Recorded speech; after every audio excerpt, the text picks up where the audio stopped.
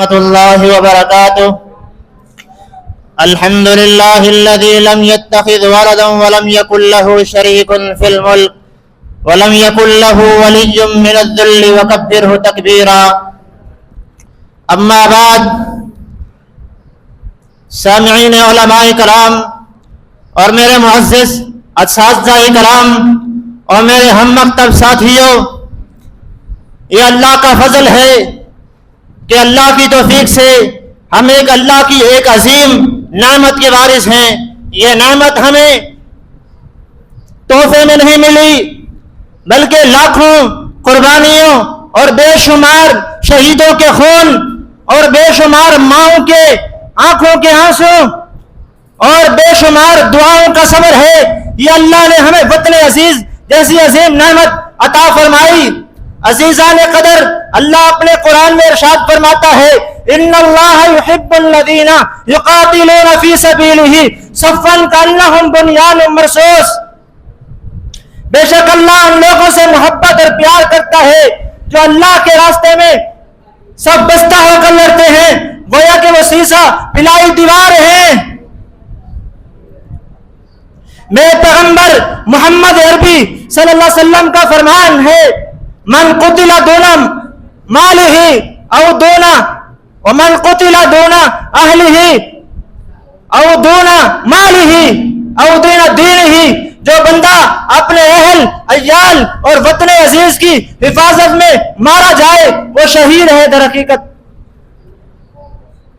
یہ آیت ہمیں، یہ حدیث ہمیں کیا بتاتی ہے؟ صرف وطن اور عزت کی دفاع نہیں، بلکہ اس راستے میں جہاد کرنا اور کٹ جانا یہ عظیم رتبے پر فائز ہے. اور اللہ کا قرآن اعلان کرتا ہے، وَأَعِدُّوا لَهُم مَّا اسْتَطَعْتُم مِّن قُوَّةٍ وَمِن رِّبَاطِ الْخَيْلِ.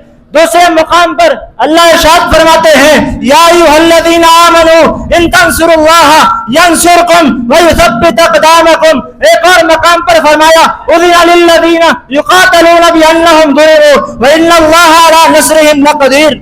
میرے پیغمبر عربی صلی اللہ علیہ وسلم نے جب مکہ سے ہجرت کی، مدینہ کی طرف آئے تو لوگوں سے پختہ لیا، اگر جو مدینہ پر حملہ کرے گا ہم سب مل کر اس کا مقابلہ کریں گے، اس مدینہ کا دفاع کریں گے. میرے پیغمبر عربی صلی اللہ علیہ وسلم نے خندق کھدوائی اور خود جنگ کے میدان میں نکلے، کیونکہ صحابہ کرام بھی میدان میں نکل چکے تھے. انہوں نے اپنی جانیں نشاور کر دی، کیونکہ وہ جانتے تھے وطن کا دفاع اور دین ملت کا دفاع اسلام کا عین تقاضا ہے. میرے پیغمبر عربی صلی اللہ علیہ وسلم کے اس فرمان کو سامنے رکھیے.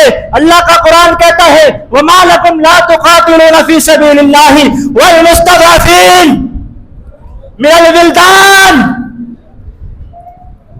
عزیزان قدر، ہم عالم کفر کو جامعۃ اللسان الاسلامیہ کے زیر اہتمام یہ خبر پہنچا دینا چاہتے ہیں، کیا تو ہماری فوج کو بزدل سمجھتا ہے، ہماری فوج کو کمزور سمجھتا ہے؟ تجھے سن 1965 کا دن یاد نہیں جب تو یہ ارادہ کر کے نکلا تھا کہ ہم صبح کا ناشتہ لاہور میں کریں گے؟ ہماری فوج کو یہ برداشت نہ ہوا. ہماری فوج نے تیرا ڈٹ کر مقابلہ کیا، تیرے منہ پہ تماشے مارے، اور پھر تو نے یہ کچھ دن قبل پہلے رات کی تاریخی میں دوبارہ بزدلانہ حرکت کی. تجھے کیا یہ وہ دن ابھی یاد نہ تھا؟ وہ دن تجھے بھول گیا؟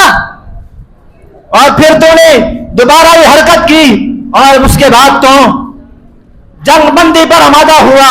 اگر تو جنگ بندی پر آمادہ نہ ہوتا تو سن، یہ امید تھی بہارت کے گنڈے اور بہارت اور موتی تو گلڈا تجھے صفحہ ہستی سے ہم مٹا دیتے. اور ہماری فوج، میں ان ماؤں کو سراج تحصیل اور عقیدت سلام پیش کرتا ہوں جن ماؤں نے ایسے بیٹے جنم دیے کہ جنہوں نے نہ دل دیکھا نہ رات دیکھی، جنہوں نے نہ دل دیکھا نہ رات دیکھی، نہ گرمی دیکھی نہ سردی دیکھی. جن ماؤں نے جن بیٹوں نے نہ دن دیکھا نہ رات دیکھی، نہ سردی دیکھی نہ گرمی دیکھی. عزیزان قدر، دشمن کے سامنے سینہ تان کر اور دشمن کی آنکھوں کے ساتھ آنکھوں ملا کر اس کو منہ توڑ جواب دیا، اس کے منہ پر تماچے مارے، ایسے تماچے مارے کہ وہ جنگ بندی پر آمادہ ہو گیا۔ میں آخر میں علامہ اقبال کا وہ شعر کہتا چلوں، فرمایا کہ کافر ہے تو کرتا ہے شمشیر پہ بھروسہ، کافر ہے تو کرتا ہے شمشیر پہ بھروسہ، مومن ہو تو بے تاب لڑتا ہے سپاہی۔